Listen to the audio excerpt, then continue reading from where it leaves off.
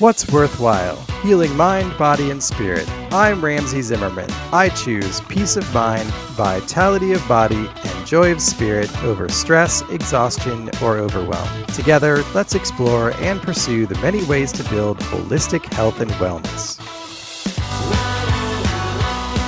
My mum got the diagnosis whilst I was still asleep.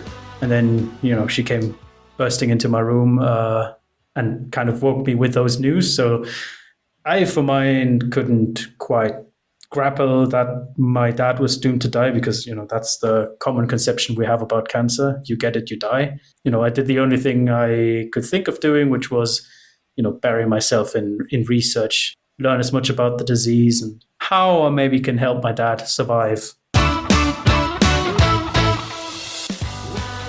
Hey there, it's Ramsey here. That was Merlin Marquard. Merlin's father did not die. A couple of years before that, Merlin had begun studying molecular biotech at university, so he was well positioned to learn everything he could about cancer and how to survive it. These days, Merlin and his brother Cedric are sharing what they've learned about cancer and how to outlive it. Cancer is a terrifying and complicated issue. I'll warn you that a lot of this conversation gets into the weeds of the biochemistry, but the advice that Merlin and Cedric give today and through their online community is actually quite straightforward. Take good care of your mitochondria and deprive the cancer cells of sugar. Merlin is truly a wizard, and he's eager to share his wisdom with all of us so that we can help our families too. Let's get started. Hey Merlin, how you doing today? I'm doing very well, yes. Awesome. Well, hey, it's great to meet you. I have to say, you are the first Merlin that I've ever met in real life, and your brother is called Cedric, right? So, yeah. Gotta say, man, your parents gave you some awesome names. Are there any? Is there a story behind the naming?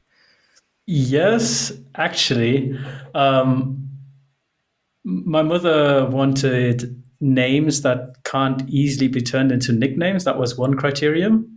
Nice. I think she kind of failed with Cedric because I constantly call him Ced. So it kind of didn't work out. But her second requirement was for the names to be unique. So not something like Thomas, at least in Germany, Thomas is a very, very common name. Sure. So she didn't want to have a kids named Thomas, or I think David is also very common. So that was kind of why she chose those names, or why mom and dad chose those names. And they are quite rare. I think I've met one other Merlin in my lifetime. So yeah, it's not a common name. Well, I don't run into too many Ramseys either. So it is fun having a unique name. So, so it seems like your family is pretty close. I understand that a few years ago, your dad was diagnosed with cancer, and that you and your brother jumped right into action, researching ways to improve his situation. So that's what we're going to talk about a lot today. But without yet getting into really the technical details, what was that like and what happened there? I mean, what was that like? I would say pretty stressful, to be honest. Yeah.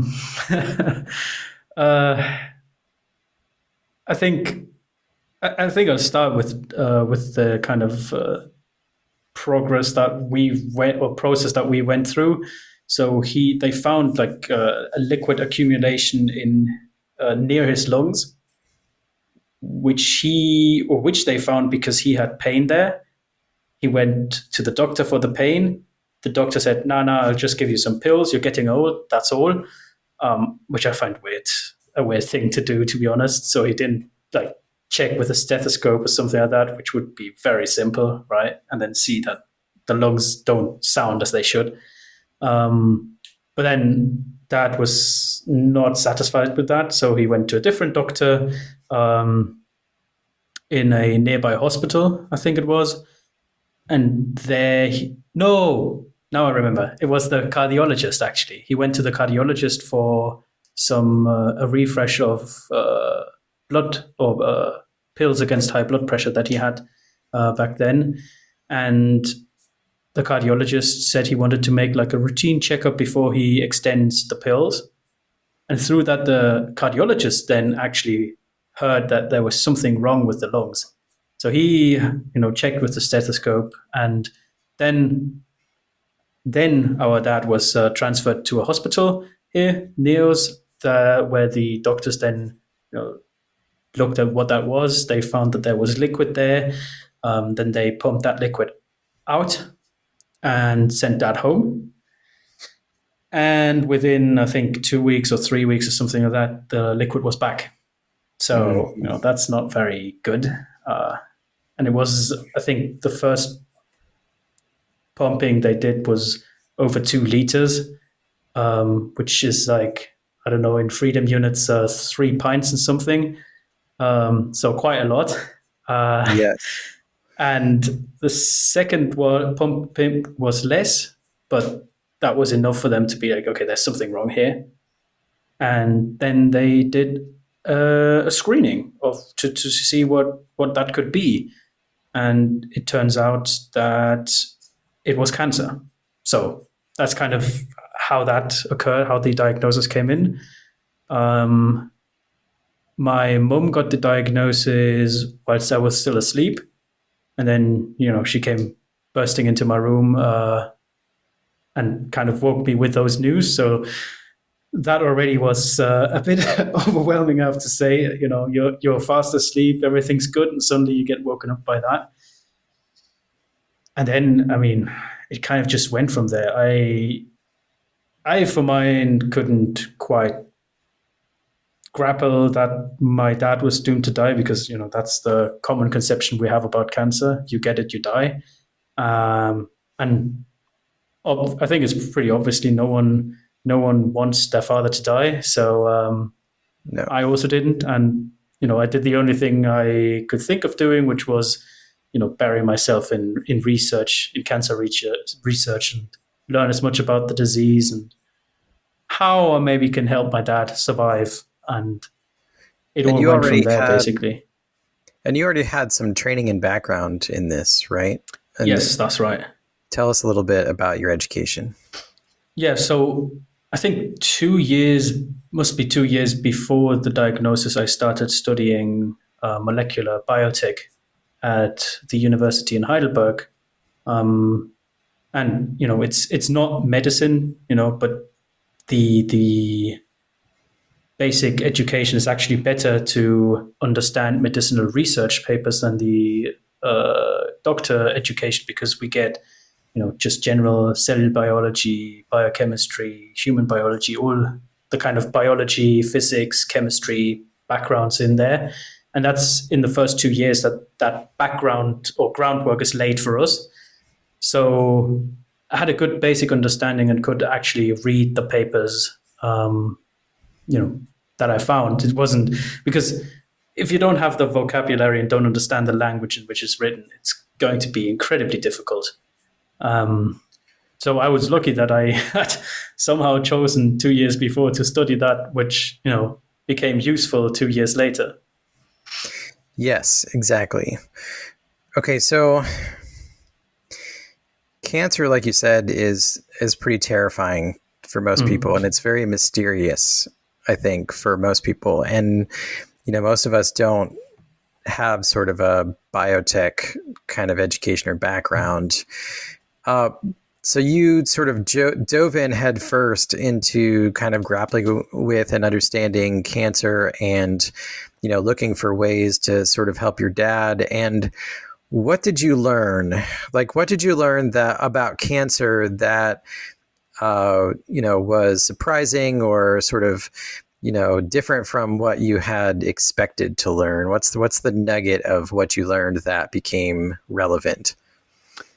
I think the first thing that was kind of paradigm shifting for me was that I found some studies on dietary interventions against cancer, and they showed extreme results. It was a study comparing patients with only chemotherapy versus patients with chemotherapy and ketogenic diet, and it showed immense difference in those patient groups. And I was before that under the impression that I mean, cancer is just a genetic disease.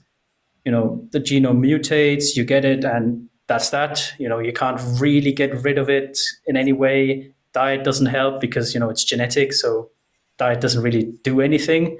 And those papers kind of broke that assumption for me. So that's where it started. I found just papers which didn't really fit into my understanding until then of cancer. And then, I just dug and saw if there was any mechanistic studies or any background studies or cell biological studies on cancer to see how it develops. Did anyone recreate cancer in the lab? Did anyone test different cell components in cancer cells if they were carcinogenic, so cancer causing and stuff like that? And it turned out that the commonly taught perspective on cancer was outdated, and that new research from the last 5-ish, maybe even 10 years has, largely not replaced that, but kind of built onto that and deepened our understanding of cancer. So what was the sort of traditional view of what cancer was, and how has that view changed? You mentioned ketogenic diets, but start to draw some dots and start connecting some dots. Like, what was the previous thought about what cancer was and how it happened versus the newer thinking? Okay, so previously, I think I need to explain a bit of the cell structure to make that point, because cells have kind of three things going on in them that are important for the discussion on cancer. They have a nucleus, which holds the genome. So that's where the term of genetic disease comes from. Then they have mitochondria, which do a large part or do the heavy lifting in energy metabolism. And then there's cytosol, which kind of is all the rest of the cell internals. And the, let's say, old paradigm of cancer was that it was entirely genetic. So it was just the nuclear genome or the nucleus that was responsible for cancer development, and that it was caused by accruing mutations of the genetic material in the nucleus. And that has been, that conception is wrong. It cannot be entirely caused by it, because there have been experiments that go against that. For example, there was an experiment which was very interesting, where the nuclear genome, or the nucleus of a frog tumor cell, was implanted into a frog egg cell. And those hybrids, which we would expect after the old theory to be cancers, right? They have a cancerous genome, they should be cancerous. They turned out to develop normally into tadpoles. So that is kind of completely paradigm breaking, because it means that, yes, okay, cancer does have a very heavy genetic component, but it isn't entirely caused by genetic damage. Right, it's not just the nucleus. Yes. And that is then also where the second component I mentioned comes into play, which are the mitochondria, which are heavily, as I've mentioned, involved in energy metabolism, but also in a process known as apoptosis, which is kind of a last resort quality control measure where the cell kills itself. So basically what happens with cancer development is that you have, or it seems at least, current state of our knowledge, which is probably going to change in a few years anyway. But current state of knowledge is that what happens in the initiation of cancer is that the mitochondria get suppressed. Their function gets somehow minimized or suppressed or lowered, so that they can no longer fulfill both the energy metabolism role and their role in quality control, so in killing the cell if it becomes damaged. And that then allows cancer cells to accrue these mutations that then give rise to this kind of phenomenon of the genetic disease. But this genetic disease is kind of predicated upon the mitochondria being suppressed. That's kind of the first step of that whole cycle. So it's like the new paradigm doesn't entirely discard the old science or the old paradigm. It just augments it. It deepens the understanding we have of cancer, especially of how it is initiated, of how it arises.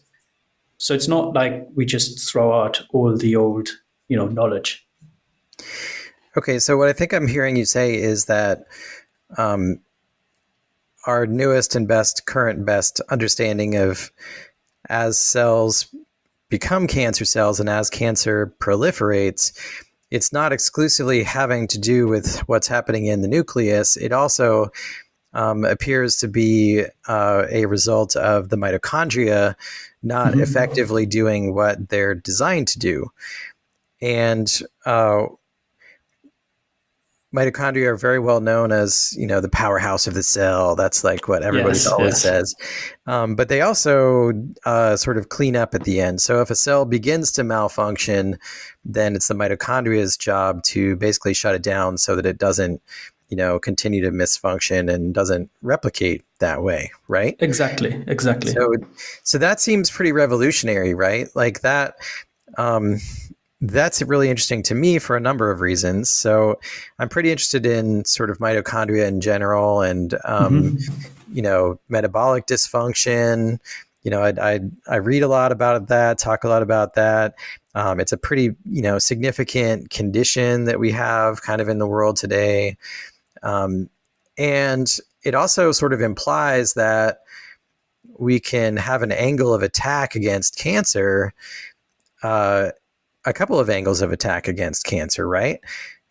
So let's start talking about those. So what are sort of some of the implications? So if we begin to look at cancer from that perspective, what are you sort of suggesting that we do about it? I think the basic obvious premise for prevention is, I think that's the easier part of it, is to keep mitochondria happy. And if we can keep mitochondria happy and they don't get suppressed in function, it would seem very unlikely for cancer to arise, given our current understanding. Now, that of course has a lot of components to it that would be in discussion in and of itself. How do we keep mitochondria happy? But when then trying to heal cancer, it seems that the same approach does also hold water. If we promote mitochondrial metabolism and get them basically to reactivate, which was done in a study this is not in humans, this is in cell culture, in a study with macrophages where cancerous macrophages were forced to use mitochondrial metabolism by giving them a pharmaceutical drug that I'm not going to name because I don't want people to take it. But they were forced to use mitochondrial metabolism, which then led them to stop behaving like cancer cells or behave less like cancer cells. So that already put kind of a dampener on the whole cancer effect, just forcing them to have mitochondrial metabolism, even though they didn't really do anything to heal the mitochondria or to actively support mitochondrial health. They just basically told the cell, well, you have to use mitochondrial metabolism, and that already slowed cancer.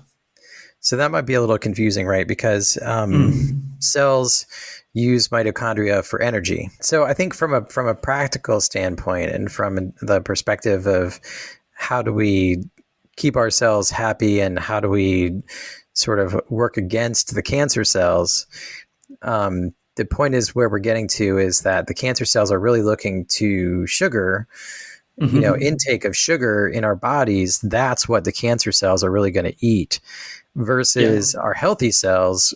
They can run off of other things like fat, through keto and ketolysis, right? Yeah, exactly. So, it's the burning of keto or the burning of free fatty acids. That's kind of the mitochondria, or the that happens entirely in the mitochondria. And it's like cancer cells could still use that, but then obviously the negative impact of that is that the cancer cell will have to reactivate mitochondria and reactivate mitochondrial metabolism. And mitochondrial metabolism and quality control are intricately linked. So there's a molecule in mitochondria which is known as cytochrome C, which functions, or which does very, very heavy lifting, both in energy metabolism and in the apoptosis, so in the cell suicide quality control mechanism. So if cancer cells upregulate mitochondrial metabolism by eating a lot of fat and starting to burn fat, then they kind of stop behaving like cancer cells because they get back on the mitochondrial quality control mechanisms. Well, that also sounds good. Yeah, exactly. Yeah. So we'll take that. That works for exactly. us. But the thing is, they won't stop having the mutated genome, which is right.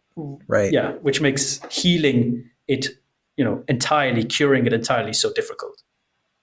Right. So that's kind of let's pause there for just a second, because it's not like we're saying this is a cure for cancer.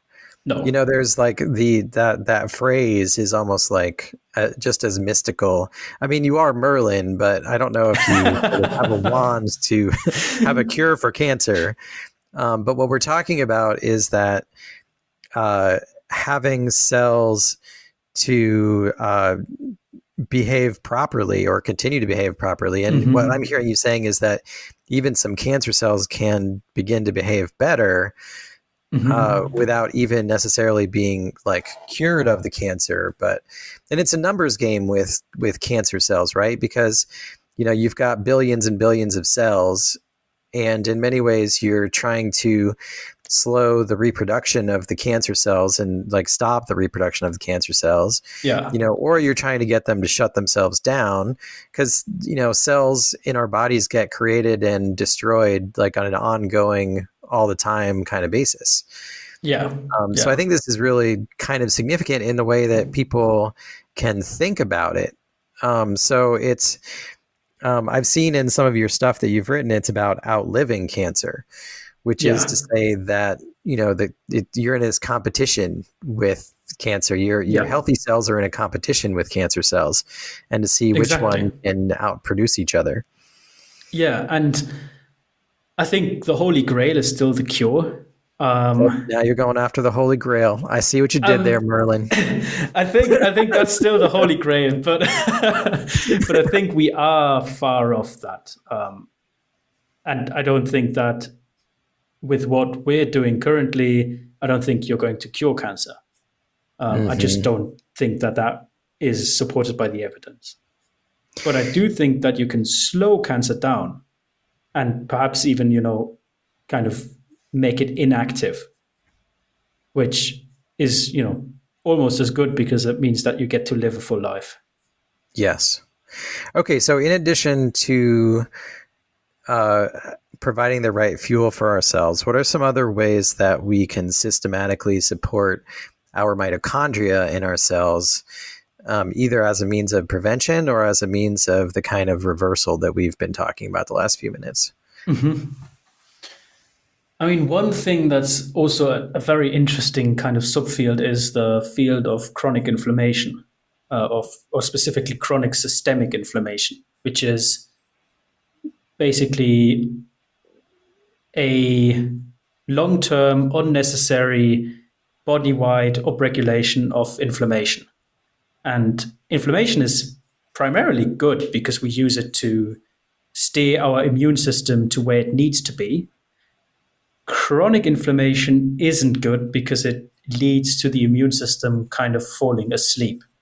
It's like if I called your name 100 times, at some point you would just stop reacting.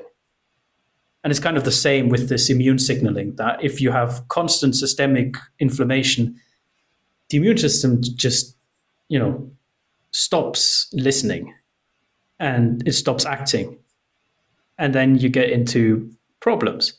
And then on top of that, this chronic inflammation, or what is known as chronicization of the inflammation, is linked with mitochondria. So it's kind of, you get prolonged inflammation, and that kind of hampers with mitochondrial function, and that then worsens the inflammatory response and the kind of clearing of inflammation, and that kind of goes hand in hand, and it's this vicious cycle of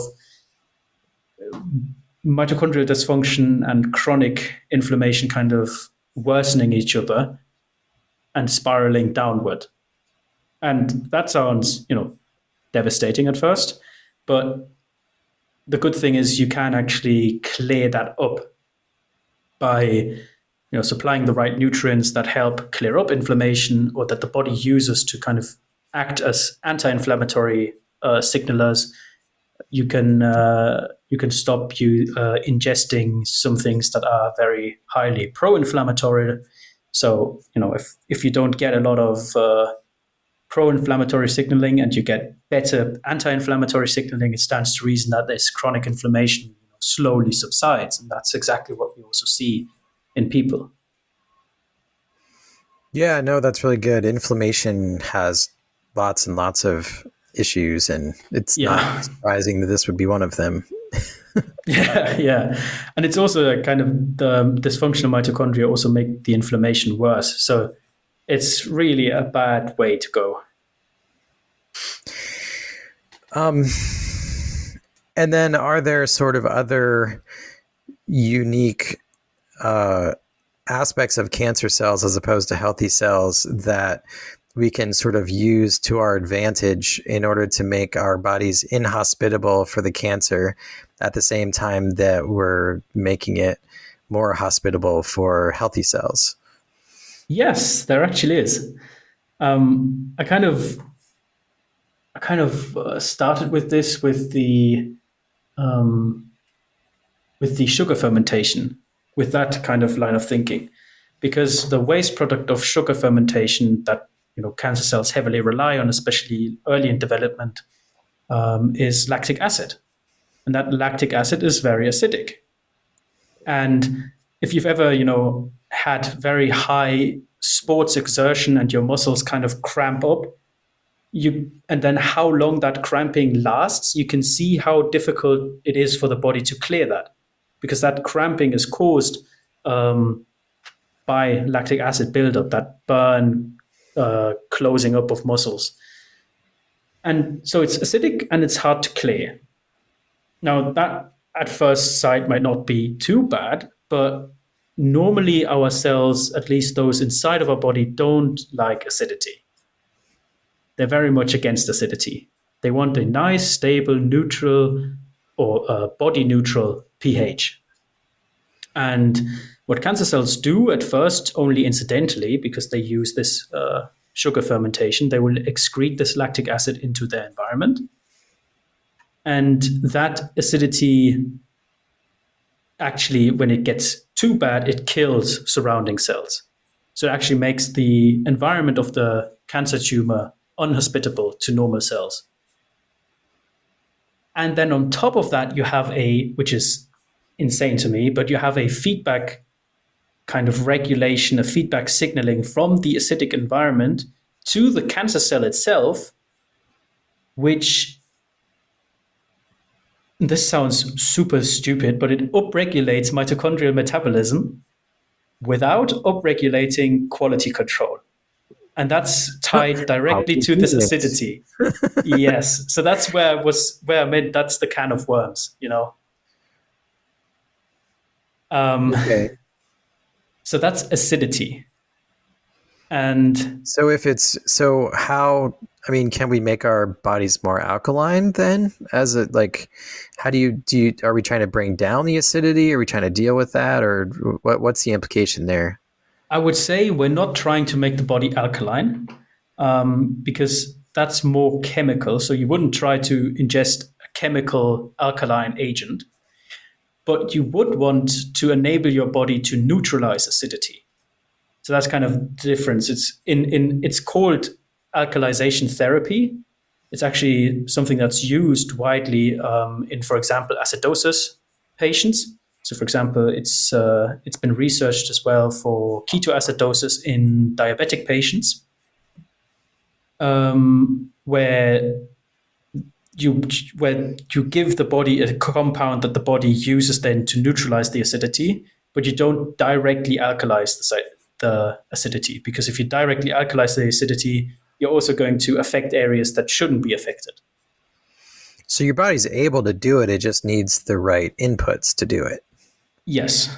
Yes. What does that treatment look like in sort of practical terms? Like, what are we talking about? I mean, there's different ways of doing it. You have something it's kind of indirect alkalization. It's you give the patient a medication that stops the excretion of bicarbonate. And that's significant because bicarbonate is used inside the body to neutralize acidity. It's kind of the systemic anti-acidic agent that the body uses to neutralize. And the body is very efficient at both transporting bicarbonate and transporting the waste products of using bicarbonate to neutralize acidity. So it's very optimized for that. So this indirect approach is basically to just tell the body to stop excreting it, which I don't think is necessarily that smart, because it also uses the bicarbonate excretion to uphold the salt balance and stuff like that, acid-base balance. So, hampering with the kidneys, basically, I don't think is necessarily smart. So the other way one can do this is by directly ingesting bicarbonate, sodium bicarbonate, for example, or something like trisodium citrate, which is metabolized into bicarbonate. And these then just directly give your body bicarbonate. And then if your body doesn't need that, it excretes it. And if your body can use it, it uses that or for neutralization of acidosis, or neutralization of this acidity that, for example, cancer generates. And so those are like supplements that you just described? I mean, then sodium bicarbonate is basically baking soda. Mm-hmm. So it's very cheap, very available. Trisodium citrate is a preservative and flavor compound used widely in sodas, and very safe, very cheap as well, incidentally. So I think here a kilo, so that's 2-pound bag, costs something like €20. So that's like I think $24. So it's not really supplements, because no one has made supplements on them yet. And I think if someone made supplements from them, they would be significantly more expensive. But yes. It's one of those things where it just is too widely available for anyone to make lots of money off of it. So why would anyone promote it as a solution? Yeah, exactly.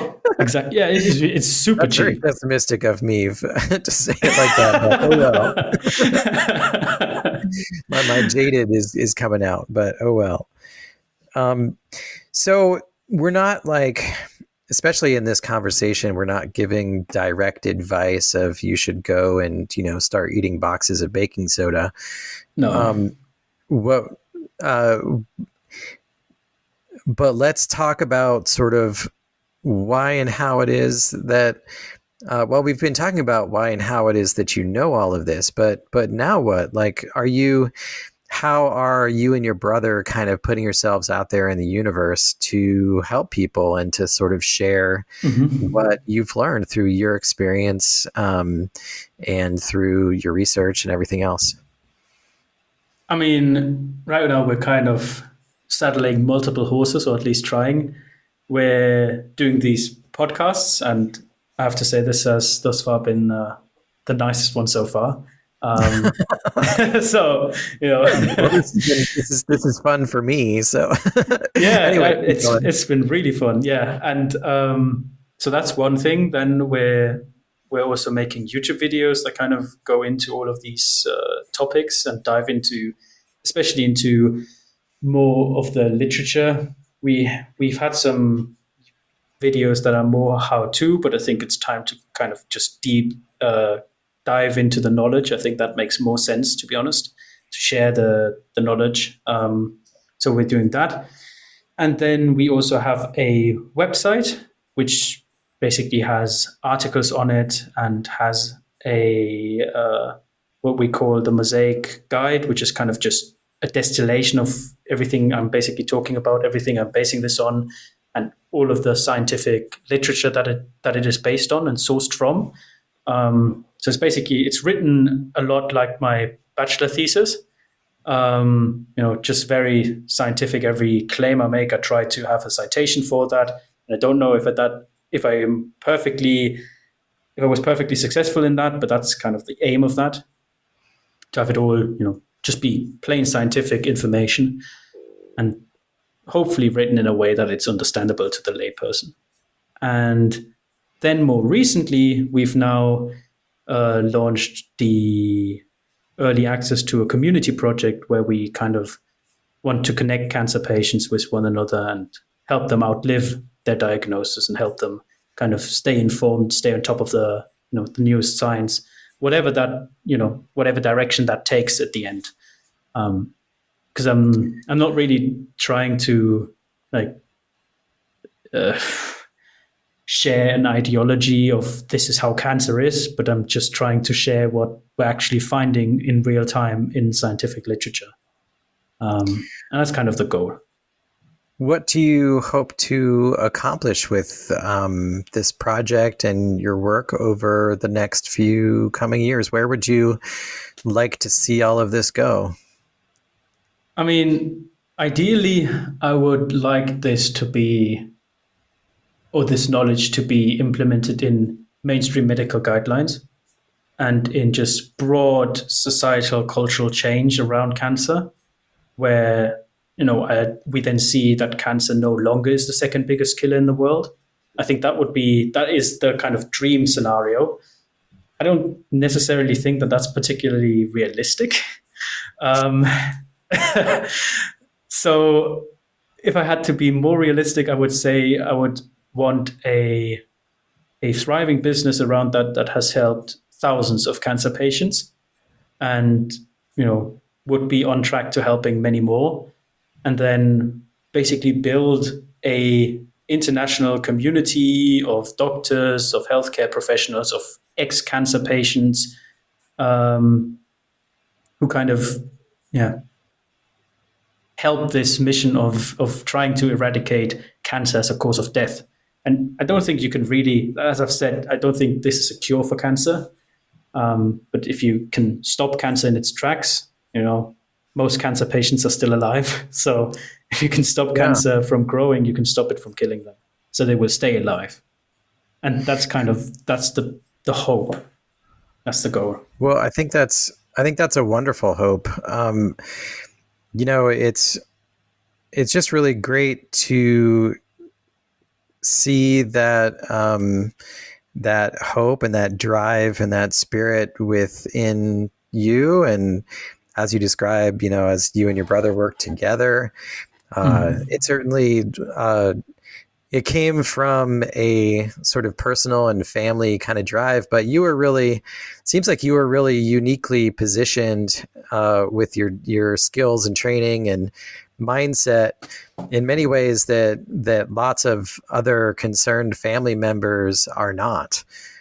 And what I see is that you've kind of blazed a trail that other people, other family members, and people who are sort of at risk or are experiencing it can sort of benefit from what you've learned. And I love the idea of creating a community where people can support each other and work together.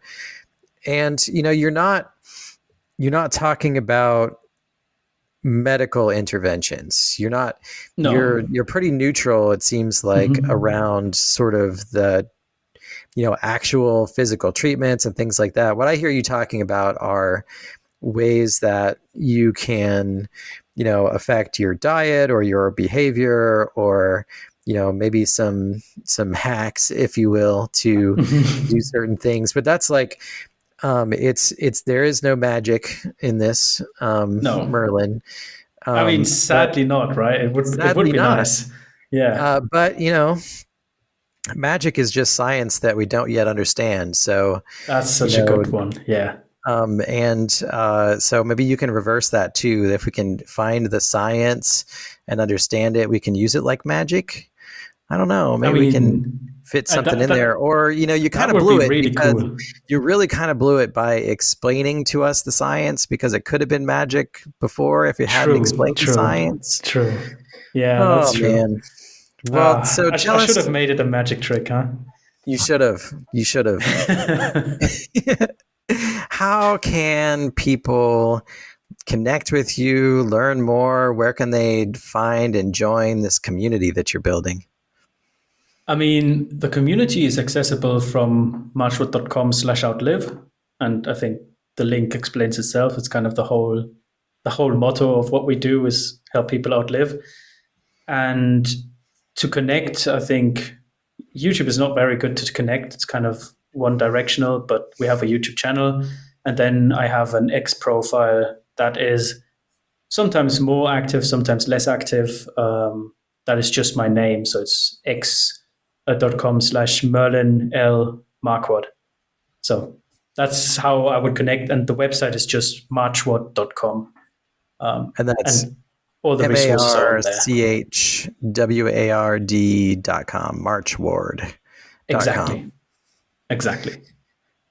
Well, this was really fun. Thank you so much. Really appreciate you taking the time. I really appreciate you investing so much of your energy and effort and brain power into helping not just your own family but everyone else's family. Yeah, I mean, I just didn't see a different option. I didn't see an option of just I helped my dad and now whatever, who cares? I kind of just I feel a sense of duty to help others as well. So that's kind of where we're at. And now let's see if it works. I hope so, but it's never certain. Yes, indeed. Well, wave that magic wand. We'll see what happens. Yeah. Looking for more? Visit what'sworthwhile.net to listen to podcast episodes, learn from books and articles, and live better by choosing healthy products and practices. I'm now offering services through Worthwhile Advisors for personal coaching, professional advising, speaking, and group facilitation. If you or your team are ready to reduce stress and anxiety, build vitality and momentum, and accomplish your goals without burning out, then please contact me, Ramsey Zimmerman, through the website or on social media like Instagram, X, or LinkedIn. Thanks.